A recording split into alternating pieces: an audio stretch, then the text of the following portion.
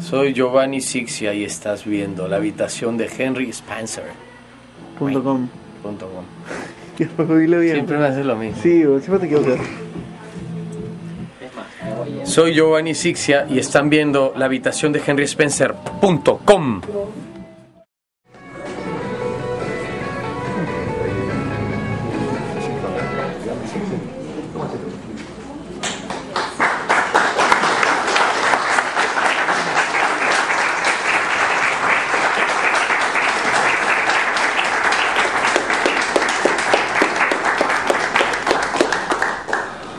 Buenas noches, amigos.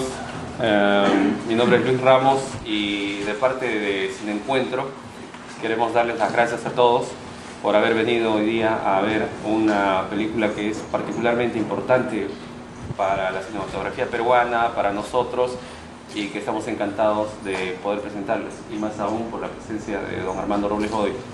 Entonces, sin más preámbulos, voy a presentarles a don Armando para que hable. Más bien quiero señalarles que luego de la proyección, don Armando va a hablar un rato, una introducción, luego va a venir la proyección y luego esperamos que se queden para entablar una conversación con don Armando, que va a estar muy interesado él en conocer vuestras opiniones y poder armar una conversación. Entonces, los dejo con don Armando.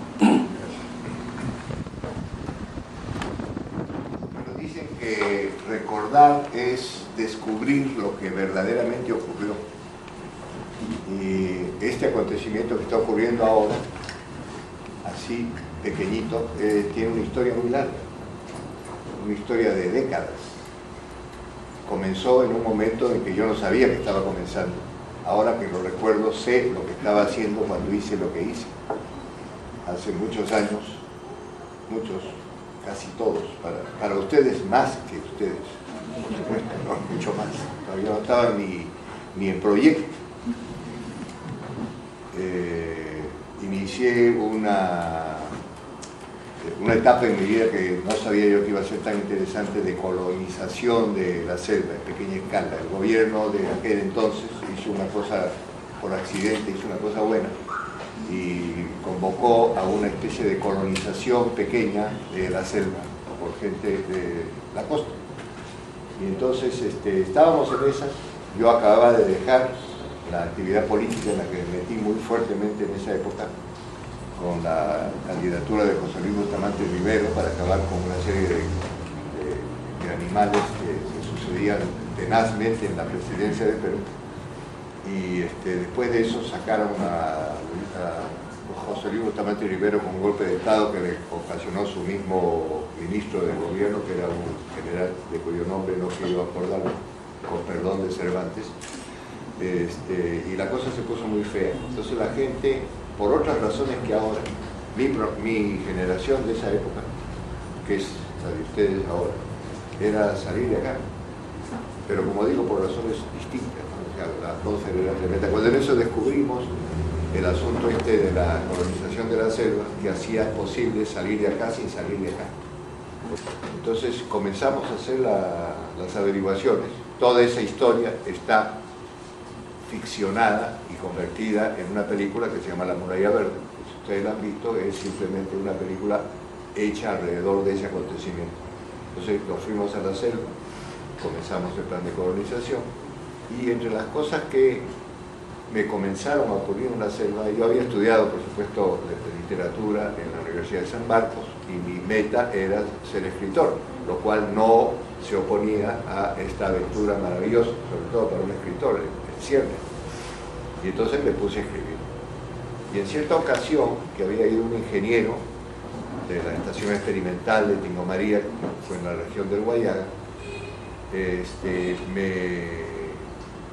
me contó una leyenda que había sobre una vieja que en una región muy remota de la selva se había establecido, se había convertido en una especie de patrocinadora o protectora o qué sé yo qué de una tribu, y habían descubierto oro de la barra, y habían amontonado pues un montón de oro y que ahí estaba. Bueno, me contó eso mientras caminábamos por una trocha, porque había ido a revisar una serie de estos y me pidió que lo acompañara por la selva. Entonces a mi regreso, dentro de lo que comencé a escribir, qué sé yo, se me ocurrió el cuento En la selva no hay estrella, que me puse a escribirlo ahí mismo en la selva, ¿no? Y lo hice. Salió bien, y esto no es una expresión, como después decir, de vanidad individual. Salió bien por lo que les voy a contar después. Mientras estábamos en la selva, y como no queríamos perder contacto con nuestra familia que se había quedado en Lima y otras cosas, yo estaba por supuesto con mi mujer y mi hermano, que también estaba en el grupo. En los meses de verano de la costa, que es el invierno lluvioso de la selva, había muy poco que hacer en cuanto a agricultura se refiere, entonces aprovechamos eso para venirnos a Lima y pasar 1 o 2 meses en la casa de mi suegro, por ejemplo. Y entonces en uno de esos viajes nos quedamos un par de meses en Lima y se nos ocurrió irnos a Pucusana. Pucusana era en ese entonces una cosa muy linda, una cosa así toda cerrada, muy especial. Y ahí se me ocurrió la idea de otro cuento ubicado en el mar, que se llamaba Los 3 Caminos, y lo escribí ahí. Yo acababa de escribir En la selva no hay estrellas en Tingo María. Cuando regresé a Tingo María, ¿no? Recibíamos por supuesto los periódicos, era prácticamente el único contacto, no había televisión, el radio no llegaba pues a Tingo María más que de noche, una cosa atmosférica medio rara, pero durante el día no llegaba la onda. Teníamos que esperar hasta las 7 de la noche, ahí comenzaba a llegar la onda. Pero los periódicos sí llegaban. Y de repente leyendo un periódico de esa época que se llamaba La Prensa, había una convocatoria, un concurso de cuentos, con los estatutos y cuanto hay, reglamentos. Entonces vi que era una cosa muy interesante, me preparé a hacer limpio los cuentos y los mandé los dos, con distintos seudónimos, por supuesto. Y mi sorpresa fue asombrosa cuando llegó el resultado, porque el resultado también me llegó a través del periódico.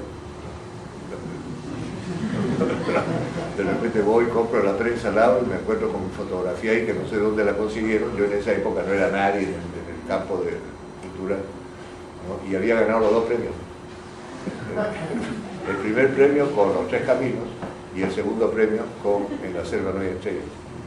Y por supuesto no me dieron sino uno, me dijeron que para evitar la acumulación de premios, el segundo no me lo pagaban, porque no había nada que hacer. Y bueno, ahí quedó toda la historia. Después de eso terminó mi etapa en Tingo María, dejamos eso después de 8 años, estuvimos allá, maravillosos, un punto de quiebre en mi vida fundamental, de donde se originó todo esto. Y esto que les estoy contando es cómo, recordando, descubre uno lo que verdaderamente estaba ocurriendo. O sea, no estaba ocurriendo lo que yo creía que estaba ocurriendo, no estaba haciendo yo lo que creía que estaba haciendo. Estaba preparando esta reunión. Sí, claro, no hay dimensión. Y entonces cuando regresé a Lima, que no regresé pues con ánimo de hacer cine ni nada, ya se complicó mi vida mucho en todo sentido, me vi envuelto en el teatro, en el periodismo y una serie de cosas. Hasta que un actor yugoslavo que se había establecido acá, Rado Radovic, me fue un día a la prensa. Yo en esa época la prensa era jefe de la sección cultural, espectáculos y sociales, como llamaban. Y era pues el dueño, jefe de un departamento.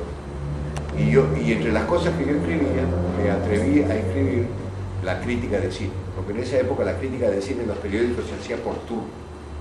No era tan mala ahora, porque ahora se hace mala especializada. Antes era mala improvisada, porque cogía todo. Hoy te toca a ti hacer la crítica de cine, y más cualquiera, ¿no? De policía, y salía mejor. Y entonces yo quise arreglar eso un poco y dije, bueno, me voy a meter. Yo había estudiado mucho cine, me gustaba mucho el cine desde chico, y había estudiado mucho, había leído mucho y todo. No se me había pasado por acá la idea de hacer cine. Y entonces hice las críticas, ¿no? Todavía están por ahí en las hemerotecas de la prensa. Y entonces me fue a buscar Vlado Radovic para proponerme hacer un largometraje de carácter documental sobre el trabajo en el Perú. Y yo le dije, pero mira viejo, yo no sé hacer cine, ¿no? Yo he estudiado todo lo que se puede estudiar en los libros y tengo una idea más o menos, tengo cierto gusto, veo mucho cine, inclusive había hecho unos experimentos de crítica de cine que después lo desarrollé ahí en la prensa. Pero me dijo, no, pues es que aquí nadie sabe tampoco, ¿no? O sea que estamos en cero, no hay nada que hacer. Así que me gustó la idea y la pensé mucho y finalmente acepté. Dije, bueno, la vida es una sola y hay que vivirla de 1000 veces. Si no, una sola es muy aburrido. Y multipliquémosla. Eso sí, cuando le di la noticia a mi mujer de que había dejado la prensa donde me iba muy bien y ganaba un buen sueldo, casi termina ahí el matrimonio, ¿no? Pobre de Ada, no, qué ocurrencia, al contrario. Pero estaba asustado, estaba sumamente asustado. Entonces, bueno, dejé todo y poco me metieron. Y ahí salió Ganarás el Pan, que fue mi primer largometraje documental, que felizmente le fue bien, está aquí y qué sé yo. Que para mí fue un taller de cine para mí, no un taller de cine hecho por mí, sino para mí. Felizmente pude hacer la postproducción en Buenos Aires, le fui a un buen laboratorio, el productor consiguió fondos para hacer la postproducción allá, aquí no había nada, no había ni siquiera una moviola para editar, no nada. Y entonces eso sí me sirvió de aprendizaje. Estuve 6 meses en Buenos Aires, que los utilicé no solamente para trabajar, sino para estudiar. Ahí sí me metí a estudiar, abrí una escuela de cine, entré, la gente que conocí, porque era un laboratorio muy grande, uno de los más grandes que había en América Latina en esa época, Alex, y todo el mundo que hacía cine, y había mucha gente que hacía cine, sobre todo en Buenos Aires, iba a parar ahí. Ahí conocía a todo el mundo, inclusive conocía a Borges, una serie de cosas raras, ¿no? A Piazzolla, y sobre todo el asunto del cine. Y entonces cuando volví ya tenía el mal incurable. Pacheco me puede entender mejor, ya era pandémico, no endémico, sino pandémico. Y salió la posibilidad de hacer una película. Me hicieron la propuesta, un grupo interesado a hacer algo. Y me acordé de La selva no hay estrellas del cuento. Y lo vi, y para mi asombro, ocurrió una cosa que mi mujer ya me lo había dicho cuando leyó el cuento. Me dijo, Armando, esto es una película. Y efectivamente lo leí ya con ojos de película, y el cuento estaba escrito en una forma que era una película. No me costó mucho trabajo hacer el guión. Así que hice el guión. Por supuesto, el guión le paró los pelos de punta a todos los productores, que iban a hacer. Porque me decían, esto no se va a entender, y qué sé yo. Yo le dije, pero no, yo no hago una película para que se entienda, yo hago una película para entenderla yo. Si los demás no la entienden, es culpa de ellos, son los analfabetos, no yo. Yo no me voy a poner analfabeto para comenzar a hacer después letras de mano para que entiendan. Felizmente los convencí y hice la película como quise. Y eso es En la selva no hay estrellas. Y eso es lo que hice cuando recuerdo lo que he recordado ahora junto con ustedes. No fui a la selva para colonizar, fui a la selva para poder estar acá y hablar de esto como un recuerdo creativo, que además, aparte de si la película es buena, regular o mexicana, como decían antiguamente,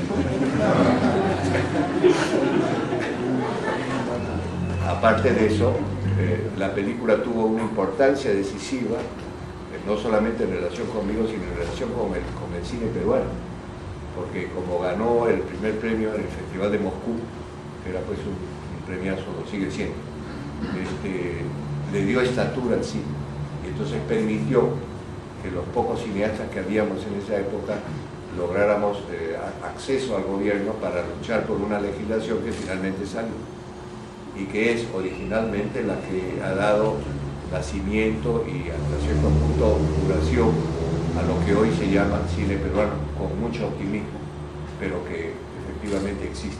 Es esa ley que fue promulgada por un dictador Velasco.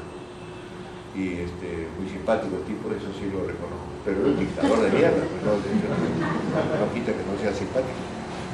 Y acá estamos. De manera que ahora vamos a ver En la selva no hay estrellas, que se perdió durante 35 años, porque después que ganó el premio y todo, el productor había sido una persona bastante limitada y estrecha, era amigo mío, ¿no? Pero no creía que era tan estrecho como lo era, y que ha dado lugar a otra cosa que muy bien puede ser otra película. Entonces cuando terminó la película, en la cual nunca había tenido la menor confianza, y cuando ganó el premio, lo cual tampoco le significaba confianza porque lo que quería era el otro premio, ¿no? Y eso era pues muy difícil. Y entonces logró finalmente localizar compradores, qué sé yo, y la vendió en Estados Unidos a un tipo que la compró, y la compró con negativo y todo.